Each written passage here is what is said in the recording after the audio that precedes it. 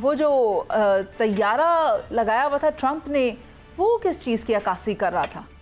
दुरुस्त फरमा रही हैं काबिल एहतराम मुनीज़े मोइन साहिबा, आप जो कह रही हैं, इसका मतलब है यहाँ त्यारा लगाने का। वो देखें राउंड में आपको नजर आ रहा है, शरीकों को तकलीफ और अजियत देना। अगर कोई ग्राउंड के अंदर हाथ हिला दे तो उनको तो वो साड़ा पड़ जाता है। अगर अमेरिकी सदर ने अपने चेस्ट के ऊपर, छाती के ऊपर ये निशान लगा दिया है तो ये एंड हो गया है। लेकिन बात ये है, उनका फिक्रा भी बहुत, जिस तरह ये बहुत अहम है, उनका फिक्रा बड़ा अहम है। हमारे पास दो अजीम रहनुमा आ रहे हैं। फील्ड मार्शल सैयद आसिफ मुनीर और शहबाज शरीफ के मुतालिक फरमाते हैं कि हमारे पास दो रहनुमा आ रहे हैं। नॉर्मली आप देखें ना तो ट्रंप का जो स्टाइल है वो सख्त, और जो हाथ मिलाते हैं वो जरा दोस्ताना अंदाज में नहीं मिलाते, लेकिन इस दफा उनकी बॉडी लैंग्वेज जैसे आप फरमा रही थी बिल्कुल डिफरेंट मैंने तो फील की है। अच्छा, जब इस बात से, इस मुलाकात से, इस रेड कारपेट से एक बात और भी वाज़ेह हो गई है कि जब दो बराबर के अफराद मिलते हैं तो फिर जाकर इस किस्म की निगोसिएशन होती है। अब अल्हम्दुलिल्लाह पाकिस्तान इस पोजीशन पे खड़ा है खित्ते में, दुनिया में, कि लोग इसके पीछे आने को तैयार हो गए हैं। मैं आपको अगर गौर करें ना, वन वे गुफ्तगू नहीं हुई। दोनों तीनों अफराद जब बैठे हुए हैं गुफ्तगू कर रहे हैं वन बाय वन, तो दोनों तीनों अफराद एक दूसरे को गुफ्तगू को इंतहाई गौर से सुन रहे हैं। यानी ये पुरइत्माद फजा की निशानी है मुनीज़े, और एंड हो गया। मैं कोई तबसरा करना ही नहीं चाहता, मतलब कि मैं तो सीधा आपको ये फिक्रा कहना चाहता हूं कि अमेरिका को भी समझ आ गई है और उसने दुनिया को समझा दिया है कि पाकिस्तान एक अहम मुल्क है। और एक बात और नोट कर लें, जब इलाके का पहलवान अमेरिका हाथ रखता है, इस तरह की मुलाकात करता है, तो फिर तमाम अरब ममालिक जो हैं फिर वो सपोर्टिंग पोजीशन पर आ जाते हैं, फिर वो सपोर्ट करते हैं। इसी तरह IMF, वर्ल्ड बैंक, ये सारी चीजें जो हैं ये फिर अमेरिका के असर रखती हैं, ये सपोर्ट पर आ जाती हैं। इस मुलाकात का इम्पैक्ट आएगा। और आखिरी दो लाइनें मुनीज़े, मुझे समझ नहीं आ रही, कुछ लोग पर्सनल बाइस क्यों हो जाते हैं, कुछ लोग नफरत में इतना आगे चले जाते हैं कि वो पाकिस्तान से भी दूर हो जाते हैं। अब उन सबको खुदा का वास्ता है, मैं दरखास्त करूंगा कि इसके बाद तनकीद बराए तनकीद करना छोड़ दें। अब पाकिस्तान मार्क रोबियो के जरा कह के देखे ना मुनीज़े, किस तरह लाफ्टर आ रहे हैं जी। उनकी मुलाकात, उनके कहता ओ यार प्लान की हाल है, तू ठीक ठाक है, इस किस्म की बॉडी लैंग्वेज आ रही है। और आखिरी लाइन है मुनीज़े, पाकिस्तान दुनिया का 47वां नंबर है इकोनॉमी में, 47।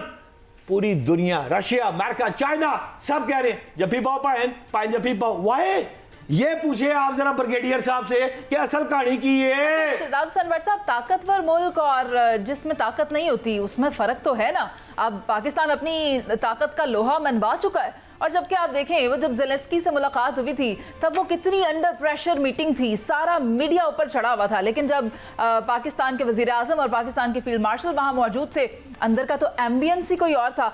ब्रिगेडियर रिटायर्ड वक़ार खान साहब, आप हमारे साथ ही हैं। सर, आप मुझे बताएं, ये मुलाकात आपने भी देखी, एक तरफ आप देखें कि पाक भारत जंग से पहले अमेरिका का रुझान भारत की तरफ भी था, लेकिन आज जब पाकिस्तान फातेह हो चुका है, पूरी दुनिया की नजरें पाकिस्तान की तरफ है, बशमूल अमेरिका। तो आप मुझे बताएं, क्या ये तमाम ताकतवर ममालिक पाकिस्तान का साथ चाहते हैं? क्यों चाहते हैं, मैं ये जानना चाहूंगी। जी थैंक यू वेरी मच। बिस्मिल्लाहिर्रहमानिर्रहीम।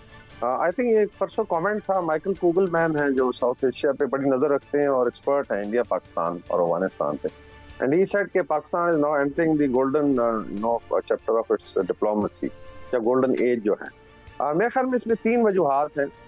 एक जिस तरह जिक्र हुआ, आई थिंक भट्ट साहब ने भी किया कि ये पिछले 4 महीनों में जो बड़ा स्ट्रेटेजिक शिफ्ट आया है, भारत पे बहुत ज़्यादा बेट किया गया था जी कि ये काउंटरवेट करेगा, और आपने देखा कि चाइना से क्या लड़ना था, पाकिस्तान ने इतनी ठुकाई की कि आप कह रहे हैं कि एक बड़ा स्वेयर आई थिंक डेंट आया जो अमेरिकन पॉलिसी को भी साउथ एशिया में, और पाकिस्तान इमर्ज करता है as a competitive, as a peer and as a stabiliser of security. South Asia देखें बिल्कुल न्यूक्लियर वॉर के दाने पे खड़ा था, और पाकिस्तान ने फिर शुक्रिया भी अदा किया, तो अल्टीमेटली आपने पूरे आलमी अमन को बचाया है। Number 2 I think aggressive diplomacy है दोनों की। I would add basically politico military leadership है, शहबाज शरीफ साहब और फील्ड मार्शल सैयद आसिम मुनीर। आप देखेंगे किस एग्रेसिव तरीके से, एक्चुअली इससे पहले ही शुरू हो गया था, लेकिन आफ्टर बिनाल मरसूस और मार्का हक आप इनकी जैसे कॉन्टेक्स्ट देख लें, मिडल ईस्ट हो गया, चाइना है, उसके बाद ईरान है, और ये आई थिंक बड़े अच्छे बात हुआ कि पाकिस्तान इस वक्त जो है आंखों का तारा है ऑफ ईस्ट एंड वेस्ट, बड़ी जो पावर्स है, और बड़े अच्छे तरीके से इसको बैलेंस करके चल रहा है। अमेरिका ने भी रियलाइज किया है कि India is basically a dead horse, और बल्कि मैं कह रहा हूँ कि आजकल ट्रम्प साहब जो है ना 3 चीजें इनको दे रहे हैं, 100 प्याज, 100 जूते और 4 लॉलीपॉप्स है। तो एक ट्वीट कर देते हैं, मुबारक देते हैं मोदी को, इंडियन उछल पड़ते हैं, साथ ही पता चलता है जी कि H1B1 वीजा पे पॉलिसी बदल गई है, टैरिफ्स लग गई हैं, अभी वहां से उनको शायद निकाला भी जाएगा। इंडियन बड़े स्केर्ड है, तो वो बात भट्ट साहब की ठीक है, शरीका आग लाना से इस तरह के जस्टिस करने पैदे। तो ये है। तीसरा आई थिंक इज जो अभी डिफेंस पैक्ट हुआ है विद सऊदी अरेबिया, जो टेक्टोनिक शिफ्ट है, लोग इसको बड़ा अंडरमाइन करने की कोशिश कर रहे थे, लेकिन आई थिंक मिडिल ईस्ट में बहुत बड़ी फीलिंग है कि पाकिस्तान अल्लाह के फजल से नेट सिक्योरिटी प्रोवाइडर भी है, एक ब्रदर है, और जेन्युइन जो है सिक्योरिटी दे सकता है। और अमेरिका ने मेरे ख्याल अभी रियलाइज कर लिया, उनके कुछ इंटरेस्ट अफगानिस्तान में भी है, बगराम एयरबेस लेने की बातचीत हो रही है, लेकिन अल्टीमेटली दे हैव रियलाइज कि Pakistan is a part two reckon with, और उनको साथ लेके चलेंगे तो उसमें अमेरिकन इंटरेस्ट भी प्रिजर्व होगा। लेकिन आई एम श्योर पाकिस्तान जो है एक बैलेंस पॉलिसी के तहत आगे बढ़ेगा। ठीक है सायरा जी, आप मुझे बताएं इस मुलाकात को कैसा देख रही हैं? ये जो अमरीकी सदर और फील्ड मार्शल और शहबाज शरीफ के दरमियान मुलाकात हुई, इतनी पुरतबाक मुलाकात, जिसके बाद ये देखा जा रहा है कि सिक्योरिटी के उमूर से हटकर भी पाकिस्तान जियो इकोनॉमिक्स पर आकर बातचीत कर सकता है और Pakistan has a lot more to offer. अस्सलाम वालेकुम। अभी जैसे कि बाकी लोगों ने बताया, सब कुछ देखने में तो माशाल्लाह बहुत अच्छा लग रहा है, और वो कहते हैं ना कि एक खुशी है कि पाकिस्तान को आलमी दुनिया में इतनी पजीराई मिल रही है।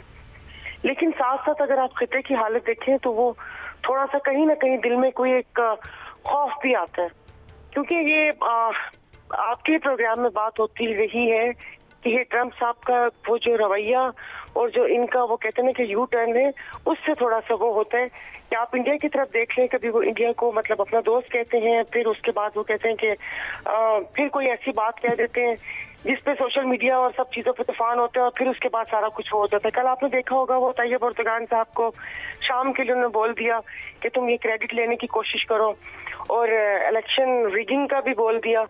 मैं तो डर रही थी कहीं हमें भी ना बोल दें। तो बस बाकी सब चीजें वो है कि पाकिस्तान को अपना दामन बचाकर और बहुत सोच समझ कर इस तमाम चीजों को देखना चाहिए, क्योंकि आगे जिस तरीके से ये गजा में ये जो एक इस्लामी ममालिक की फौज को तैनात करने की बात कर रहे हैं कि वहां पर उसकी वो जो रिहेबिलेशन और बाकी सारा कुछ है, उस चीजों को भी देखना है कि भाई सारा जो किया आपने है और फिर आप इसको इस्लामी ममालिक को बीच में वो करके आई डोंट नो आगे उसकी क्या सूरत हाल होगी। फिर ये ईरान का है, फिर आपने चाइना का देखा, और अब मुझे नहीं पता कि हम लोगों को अच्छा ही सोचना चाहिए, लेकिन जो हालात हैं और जब हम चारों तरफ देखते हैं तो थोड़ी सी परेशानी है, क्योंकि हम लोगों की जो वो कहते हैं ना कि इलाकाई और जो खिताई जो अहमियत है वो बहुत ज्यादा है। आप अपने राइट लेफ्ट देख लें पाकिस्तान कहाँ पर है, तो इस तरफ ईरान है, और जिस तरीके से अफगानिस्तान में बेस उसकी बात हो रही थी और फिर उसके बाद उन्होंने बोला कि अगर नहीं दी, और साथ साथ धमकी भी चल रही है। सलमान आबिद साहब, आपने भी देखा कि इस मुलाकात का एलामिया जो पाकिस्तान की जानिब से जारी किया गया है उसमें बताया गया है कि जियो इकोनॉमिक्स पर बात हो रही है। बात हो रही है कि पाकिस्तान क्या ऑफर कर सकता है और अमेरिका किस डिपार्टमेंट में दिलचस्पी रखता है, आईटी में रखता है, मादनियात में रखता है, ऑयल एक्सट्रैक्शन में रखता है। अब अगला मरहला इसका होगा। मैं चाहती हूँ आप इस पर रोशनी डालें कि किन किन मामलात पर आने वाले वक्तों में पाकिस्तान और अमेरिका के दरमियान कोई मुआहिदे हो सकते हैं। देखिए, पहली बात तो यह कि मौजूदा सूरत हाल में 3 डायमेंशन पाकिस्तान के हक में आई है। पहली डायमेंशन ये है कि बड़े अरसे के बाद पाकिस्तान अमेरिका ताल्लुकात के अंदर हमें एक बहुत बड़ी गर्मजोशी देखने को मिल रही है और अमेरिका की तवज्जो का मरकज़ पाकिस्तान है। दूसरी डायमेंशन ये है कि जो मुस्लिम दुनिया है उसके तवज्जो का मरकज़ भी पाकिस्तान बन गया है।